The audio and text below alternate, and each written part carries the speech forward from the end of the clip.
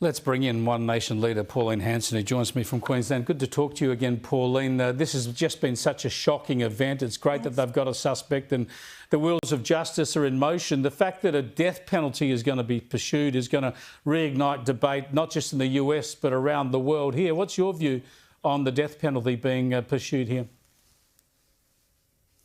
I'm all for it. I don't have a problem with it at all. I see that, charges for murder in this country as well, it's just going down. There's no real penalties for the crimes that are committed. And for those heinous crimes like the Daniel Morcombe murder or Sharron Kinney, these are people, I believe, you forfeit your lives. We don't have a safe society anymore. How many people are living in fear? And I think that if there was the death penalty for some crimes that are proven that there's no doubt and it was premeditated murder, they've gone out there to take these people's lives, why should the taxpayer be funding these people in prisons for over $100,000 or $150,000 a year? Why are we doing that? I want a safe society. And if you put tough sentences in and say, well, mate, if you want to go out and take the life of someone, well, then be prepared to lose your own. I'm sure a lot of them wouldn't go out there and commit these murders. And don't forget the families, the loved ones. They've lost their loved one for life.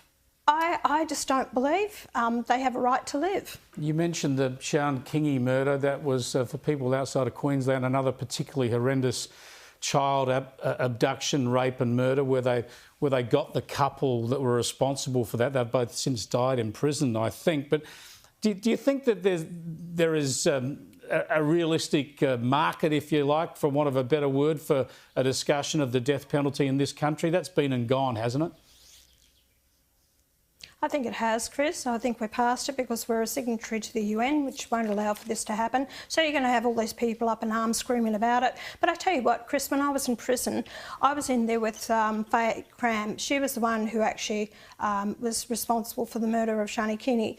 And I sat opposite her and I just said to her, I said, if you were the one, anyone laid a hand on my daughter, as you have done, I said I'd be the one that actually would pull the trigger. You spoke directly to the killer. You spoke directly to the killer and you told her that she should die. Yep. I was in prison with her, with this heart.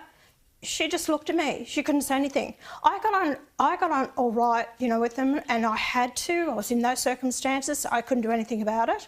And they threw me in with these murderers and, child abusers and different ones. But I made my point very clear. They knew how I felt about these things. I didn't back away from it, Chris.